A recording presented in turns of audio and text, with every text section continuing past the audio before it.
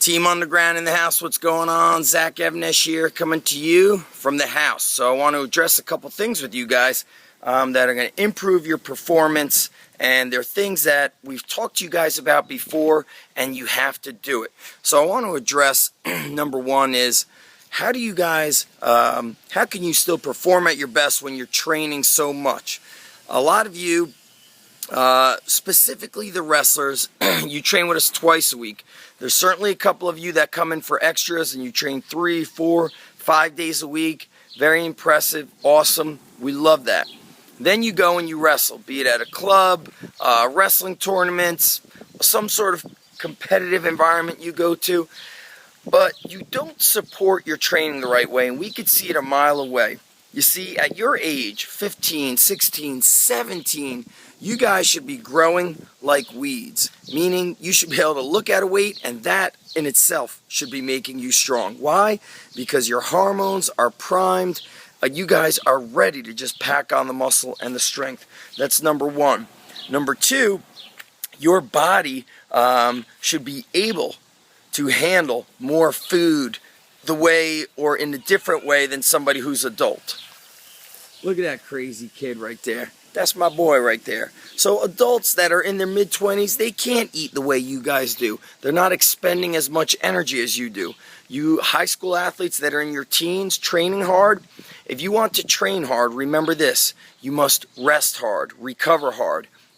Your training can only be supported as good as your nutrition and recovery is. So that means you got to get in your 8 to 9 hours of sleep every night. And hey, I can't go to bed early. Then you don't want to win. Now let's talk about your nutrition, point blank. We understand if you're training in the morning, you might want to skip breakfast. That's all right. Maybe have something light. Get something in your body to get the body going before you train. When you're done training, you need to have a large breakfast. I'm talking 3 to 4 scrambled eggs. Maybe have some veggies thrown in there. Have some trail mix on the side. Large amounts of water, some orange juice. Then in your afternoon, you're going to have lunch. Mid-afternoon, you're going to have another meal. Then we've got dinner. Then we have dinner leftovers. It sounds like a lot, but essentially you're just eating on a regular basis.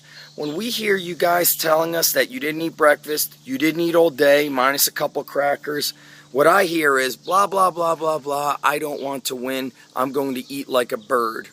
Eat like a bird, you will be a bird. If you want to start training or supporting the way that you train, you're going to have to start eating like a man. That's the bottom line. You're going to have to start filling up your body with nutrients. And now I'm going to cap it all off. I'm going to wrap it all up, my brothers. When it's time to compete, step up and go for it. You guys train your asses off, and there's not a whole lot of stress involved, at least emotional, mental stress involved, when you show up and train at the Underground, when you go to the local wrestling club and train and drill your skills. But there is stress, a high amount of emotional and mental stress when you compete. But that is what you guys are training for. You are expected to step up, and it's okay to be nervous, but to take those nerves, turn them around, and use it into energy that allows you to perform at a high level. You guys are training to win, period. You're not training for a participation trophy. And I know that this is where a lot of you look at it and say, you know what, it stresses me out, it makes me nervous, it's outside my comfort zone, I'm not going to do it. For example, we had Lift Strong this past weekend. How many under 175 athletes showed up? 3. 2 of them from the Underground Strength Gym. How many over 175 athletes showed up? 2. 2. You guys were all telling me, oh, I'm going to have this and that to do, this and that to do, blah, blah, blah. 90% of you guys don't even have jobs. You went to your wrestling club. Really? You wrestle year-round, but you couldn't show up for one day for an hour and a half. Literally, it started at 10. They were done at 11:30. You couldn't show up for an hour and a half to flip a tire, drag a sled, and farmer walk. Most guys, that took them under 1 minute of work. You couldn't be explosive for 1 minute? No. You see, winners and champions live outside their comfort zone. The average and the unsuccessful don't want to veer outside of their circle of comfort. They don't want to go outside of that comfort zone. That is a huge mistake. Huge mistake. Was I disappointed? Yes. Was it what was expected? It happens all the time. I've got this and that to do. I wrestle. You wrestle year round. This was an event that happened on one day. Stop leaving it all out on the table. Remember what's on our wall. The pain of discipline and the pain of regret. Be disciplined. Step up and discipline yourself to train in a unfriendly, a odd environment, something that you are not used to. Stop going to your comfort zone.